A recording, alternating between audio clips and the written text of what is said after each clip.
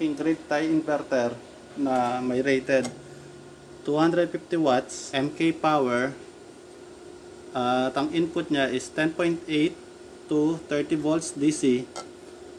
Bali, ito yung input voltage para umandar itong device na to from 10.8 hanggang 30 volts. So pasok dito yung ating mga solar panel na may rated, minsan yung mga 12 volts na may volt na VOC na 18 volts, pero yung medyo matataas na tulad ng 250 watts pataas, hindi na pwedeng masupport nitong grid tie na to. So ang pwede lang dito yung mga 12 volt system na panel na nasa 18 to 21 volts. At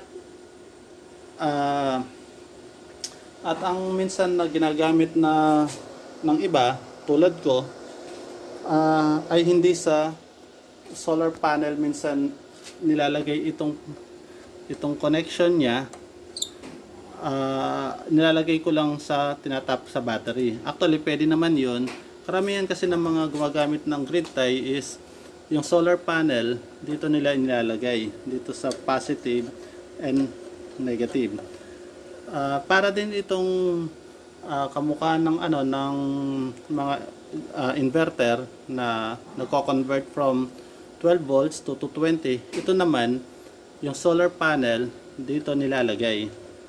Solar panel cable dito ilalagay, or yung itatap mo sa battery pwede rin dito. Kasi ang battery usually ay nasa 12 volts ang average voltage. So pasok din siya sa input voltage na 10.8 to 30 volts. Bali ito yung output niya. Importante ito mga solar. Dapat alamin nyo muna yung output. Minsan kasi merong ibang bansa na ang gamit is 110. Hindi papasok dito yung voltahe natin dito sa Pilipinas na nasa 220 volts. Kaya dito sa output dapat take note nyo to, dapat nasa between 180 to 260. Basta pasok ang 220 volts dito. So ito yung rated wattage niya, 250 watts. Okay. So ang dapat lang malaman dito, usually ang mga connectors, positive and negative, ito meron siyang exhaust fan. Kapag umiinit na itong natin, inverter, automatically mag-turn on to. Pag medyo lumamig siya, nag-turn off itong fan. Tapos sa isang side, usually nakalagay lang dito is ito yung on and off. Kung gusto mo sundan at patayin, dito siya. Yung dito nilalagay yung power cable, yung AC cable. Pero sa case ko medyo nasunog na tong isang dulo dito. Ang ginawa ko lang, binuksan ko siya. Then kinuha yung dalawang wire na live doon at tinap ko na lang dito. Kaya kung mapapansin nyo, putol siya. Hindi ko na nilalagay yun. At eto, kumuha lang ako ng mga spare na ganito, saksakan. Tapos inano ko na lang dito. Okay, hindi ko na siya nilalagay dito. So papakita ko lang kung paano nag-work itong grid tie inverter na to dito sa aking setup. So ito yung isang setup ko na grid tie. Medyo luma na to mga kasolar. Siguro nabili ko to way back, kung di ako nagkakamali, February yata ng 2016. Medyo 4 years ago. Ngayon naisipan ko lang ulit gamitin para i-demonstrate sa inyo kung paano ang silbi ng mga grid tie. Kasi dito sa setup ko, mapapansin tulad ng mga previous videos ko na off-grid ang ginagawa ko dito sa bahay. Pero para malaman lang natin, ito, i-demo ko sa inyo kung paano ang paggamit nitong grid tie inverter. Bali, itong grid tie pala natin, ito yung mga murang inverter lang na nabibili. Actually, mura na lang ngayon to. Dati kasi noong 2016, medyo may kamahalan ko nabili to. Siguro kung di ako nagkakamali, nasa 8,000 to 9,000 pa yata dati to, kung di ako nagkakamali. Yung sa apat ang nabili kong ganito, ito medyo luma na. Nakalkal ko lang, medyo ayan, medyo burado na. Dito lang ito, medyo maliwanag pa ng konti. Ayan. So itong tinetest ko ngayon na isang ganun din ang rating nito, 250 watts, malabo lang, ayun, na parehas ang input at output. Okay. So para ma-power ito, karamihan kasi ng mga gumagamit nito naka-connect sa solar panel. Pwede naman i-connect. Halimbawa, kukuha ako dito sa aking setup. Ito yung from solar panel. O kaya dito, mas mahaba-haba to. Pwede kong kunin to. Yung positive and negative. Kung tatanggalin ko to at i-connect dito, aandar din to. Kaya lang, ngayon kasi gabi na, medyo madilim. Para makita lang natin kung paano siya nagwo-work, tinap ko muna siya sa aking mga batteries, mga Life PO4 batteries na ito, gusto ko lang tong external fan. Okay, ito pala, importante pala mga ka-solar na meron kayong external fan. Ito galing lang sa mga sirang CPU, CPU casing. Yan, medyo may kalakasan at ito, pinapower lang nitong aking battery na nasa baba. Mababa lang ang konsumo nito. Nilalagay ko lang siya dito sa tabi ng exhaust fan, automatic nang sumisindi kapag umiinit. Kaya ito, hindi kagad umiinit to pag nakatabi siya rito. Kasi nga, hindi na hintayin uminit to bago aandar ang fan. So ito, lagi siyang umaandar kasi nga, tinutulungan na maglabas ng mainit na hangin na nasa loob nito itong external fan ko na to. Okay. So ngayon, kung mapapansin nyo, ang activity pala nito, usually makikita nyo, kapag naka-on na siya, pero para makita nyo muna, papatayin ko muna siya. Okay. Kapag pinatay nyo, usually wala nang activity yan. At ang grid tie pala mga ka-solar, hindi tulad ng mga ordinaryong inverter natin, na ang inverter na, kunin ko lang yung isa para makita natin. Okay.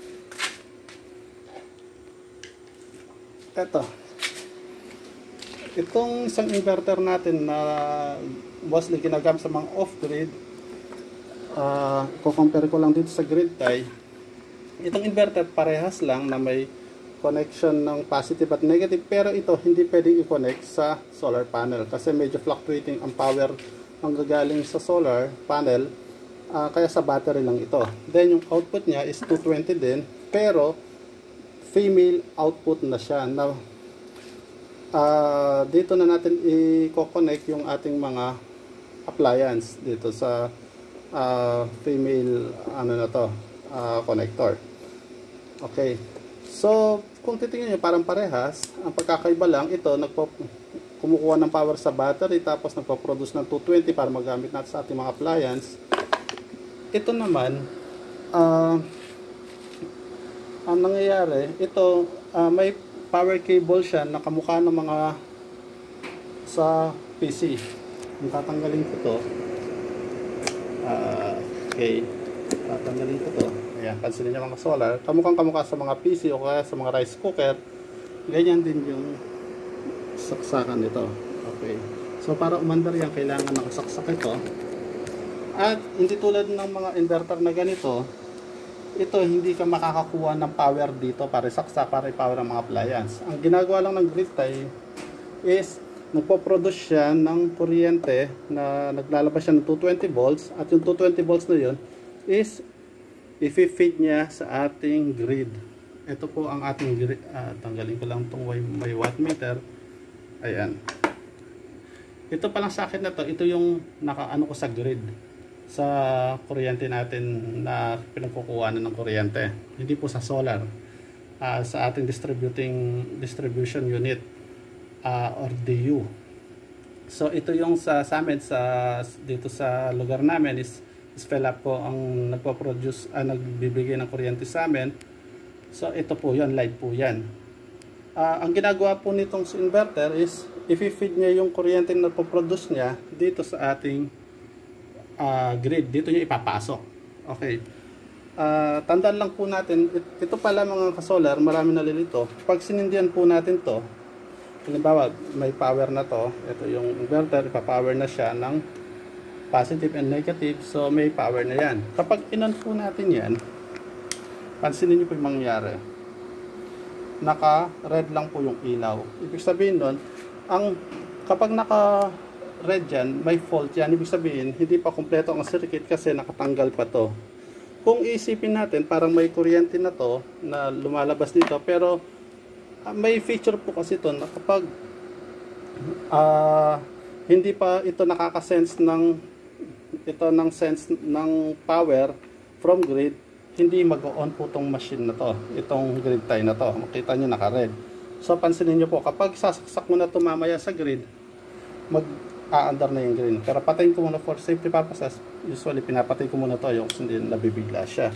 Kasi wala pa siyang mga safety mga protection device. Okay, so sasaksak ko na, nilagay ko na lang po itong para makita natin namaya yung pinoproduce ng power, itong wattmeter. Saksak ko na. Okay, so ayan po yung current voltage. Lipat ko lang sa watts para makita natin mamaya. Ito yung power produce. So ngayon, 0 pa siya kasi wala pa siyang activity. Nakapatay pa. Sisindihin ko na po siya. So bago sindihin, sisigurdin ko lang na nakakonect na siya sa power dito sa positive at negative ng battery. Pero ulitin ko, ito pwede rin kumuha ng power usually sa solar panel. Pwede kong kunin to i-direct doon. Pero dahil gabi ngayon, ginamit ko muna itong aking battery. Pwede rin naman o yun kahit gamitin nyo ang mga battery. Kasi pasok naman siya sa input voltage na 10.8 to 30 volts. Since ang current voltage ko ngayon is nasa 12.9.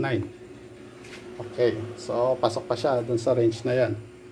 So ngayon mga solar, pansinin nyo, ignore lang ho natin yung ilaw na patay hindi. Nagmamalfunction kasi itong wattmeter na to. Papatay hindi siya. So ngayon, pansinin nyo na currently meron siyang consumption na 0.9 watts. Pero nakapatay pa yon.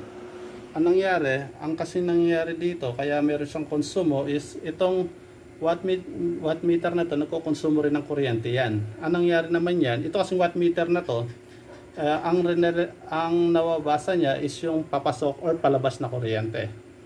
Okay, halimbawa gusto nyo matest kung ilang power ang kinakain ng ventilador nyo, electric fan, or yung ref, saksak nyo lang rito at magre-register kung ilang wattage ang kinakain ng appliance na yon. Pero sa case na to, ang susukatan ho natin yung ipapasok na kuryente nitong ating grid tie na may rated 250 watts. Okay, so subukan na ho natin.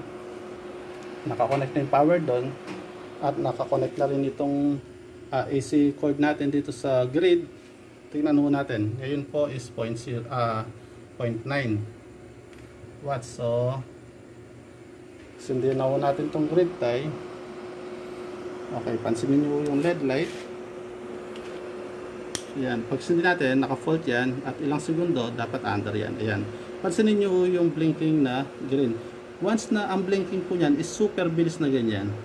Habang bumibilis ang blink ng running light ng green na yan is mas malakas ang wattage na pumapasok. Kung nakatap yan sa solar, pansinin nyo, kung hindi masyadong yung pasok ng kuryente from solar, napakabagal lang ho yan. Para siyang slow-mo na nag-blink ng paod. Pero kapag since ito nakatap siya sa mga battery ko at napakataas pa ng ng standby power, mabilis pa ho yan kasi diretso ang pagkuha niyang power from my batteries. Ayan, napakabilis ho. Ngayon, tingnan ho natin kung ilan ang pinoproduce niyang kuryente.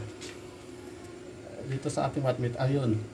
So nakapag-produce po siya ng 216, 15, so average of 215. Doon siya naglalaro to 220. So sabihin nila natin nasa 220 watts na naglalaro. Yan po ang pinapasok niyang kuryente.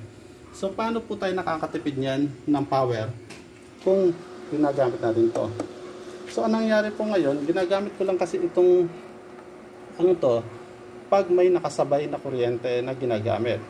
Halimbawa po ngayon is nakasindi ang aking aircon na 0.5 horsepower na kumakain ng average of 400 to 500 watts ang kinokonsumo nun, yung non-inverter type. So sabihin na lang po natin nasa 400 watts ang kinakain niya. Kung nakasindi ang aircon na yon at itong inverter na to ay umaandar at nagpa-produce siya ng halos 220 watts, ang ginagawa po nito is mag-offset po yung power produced by our inverter dun sa consumption natin ng kuryente kasalukuyan. Halimbawa, ang kuryenteng kinakain nga ng aircon, tulad ng sabi kanina, is 400 watts, kunwari lang ho, at ang current production natin ng power from our grid tie is 220, sabihin natin 220, medyo nagpa-fluctuate lang yan, ayan. O kaya para safe, 200 na lang ho, 200 watts. So, anong nangyari? Mag-offset yan, yung production natin dun sa consumption ng 400 watts minus the production of sabihin natin 200 para mas madali ang computation.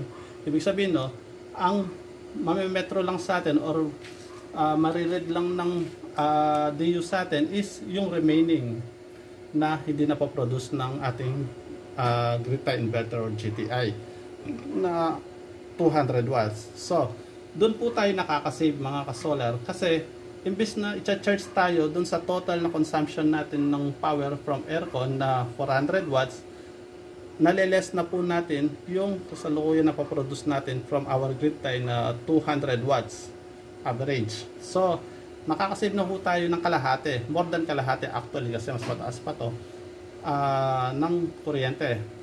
Kasi kung estimate po natin yun, is malaki-laki ang kinakain ng aircon dahil ang average so computation ng aircon is kung ang kilowatt hour natin is nasa 10 pesos, ibig sabihin no, kung kumakain ng aircon kunwari lang ng 500 watts, bawat isang oras kumakain yan ng 5 pesos. Okay, kung ginagamit natin ng aircon sa isang araw ng 10 oras, tapos 5 pesos yun per day, per hour. So, 5 times 10 hours is 50 pesos. Kung 50 pesos po per day at gagamitin natin ng for 30 days, aabot po yan ng 50 times 30, 1.5 para lang sa isang aircon na appliance na ginagamit natin 10 hours a day. Ngayon, kung gagamitin natin ng grid tie inverter, yung masasave po natin, yung possible na masave natin is yung kalahati nun. Basta ma-under lang tong grid tie natin at nakaka-produce ng ganito kalaki. Kung 1.5 yung pinakain ng aircon na yun, makakasave na po tayo ng kalahati nun, which is nasa average of 750 pesos a month. Ang pwede natin masave para sa aircon lamang.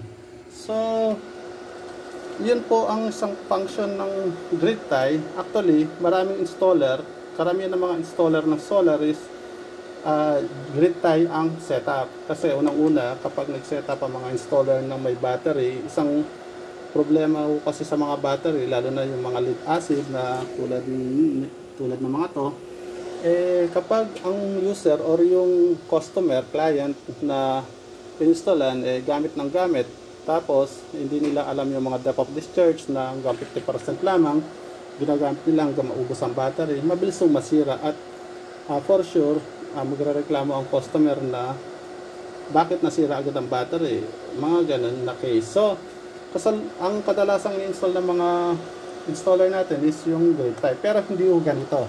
Hindi yung ganito kaliit. Yung mga professional installer ng solar, gumagamit sila ng mga malalaking mga grid tie inverter na ang dami ng features. Ito kasi ang tawag dito mga micro inverter lamang para sa mga nagdi-DIY kasi mura lang to, fraction lang ng price nung ano nito, ng mga malalaking ano, pero fully functional po to. Ang iwasan lang po natin para hindi agad masira to is yung init. Ang kalaban po ng mga electronic na to is yung init.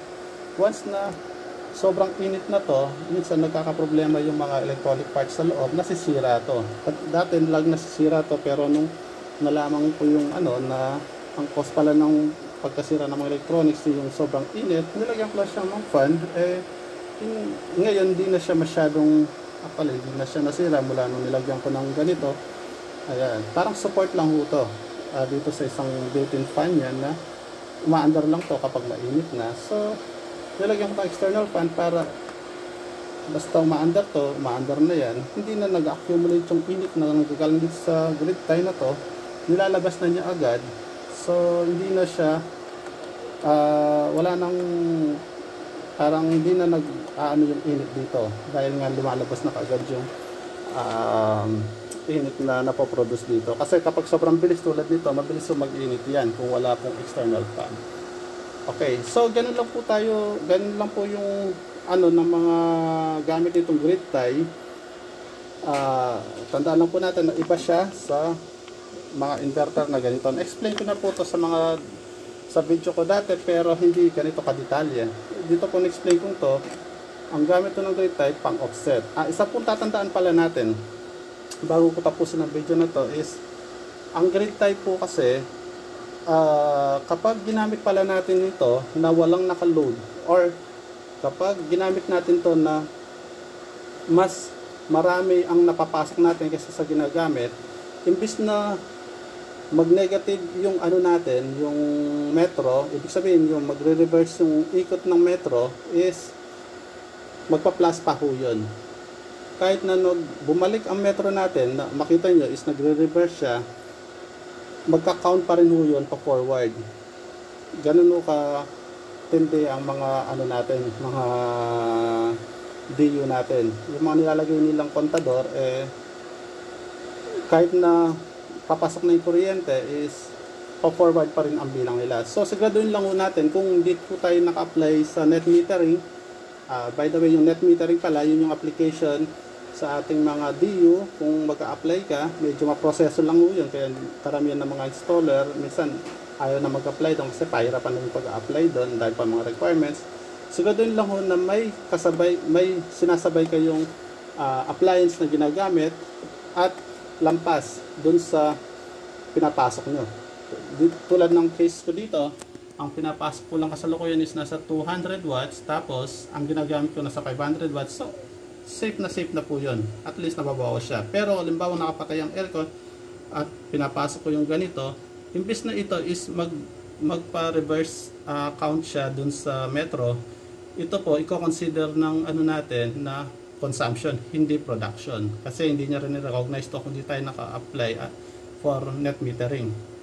Ayan po. So tandaan lang ho natin, importante na may load na nakasaksak kapag ginagamit nyo itong mga grid tie para mag-offset siya at hindi consider ni DU na consumption. So yun lang po mga solar. Sana may natutunan kayo dito sa aking video na to. At ito, mas matipid pala ang ganitong setup kumpara sa off-grid na nangailangan pa ng mga batteries, mga controller, etc. So ito, mura lang, makakamura ka kasi gamit ka lang ng solar panel, i-connect mo lang dito sa terminal na to at i-connect mo na siya sa grid natin. Yun lang po ang gastos mo. Solar panel tsaka grid tie, makakasave ka na ng kuryente. Kung ang purpose mo para makasave, mag-grid tie na lang po tayo kasi kadalasan natatanggap po mga ano natin na nagtatanong, mga kababayan natin is magkano ba nagagastos kung papaandarin ang aircon. Ang masasuggest ko lang po, kung aircon po ang papaandarin nyo, huwag na po tayong mag-off-grid unless sobra-sobra po tayo, medyo napakamahal na setup ng aircon. Malaki ang kinakain. So ang gawin na lang ho natin is sabayan natin ng paggamit ng aircon sa paggamit ng grid tie at makaka-discount. Parang power saver ho ang purpose ng grid tie natin. Yun lang po mga kasolar, at sana nakatulong ng konti itong aking demonstration na to. At hanggang sa muli, pag nagustuhan nyo po sana ang channel, ang video to, paki-subscribe na lang po. At maraming salamat po and more power.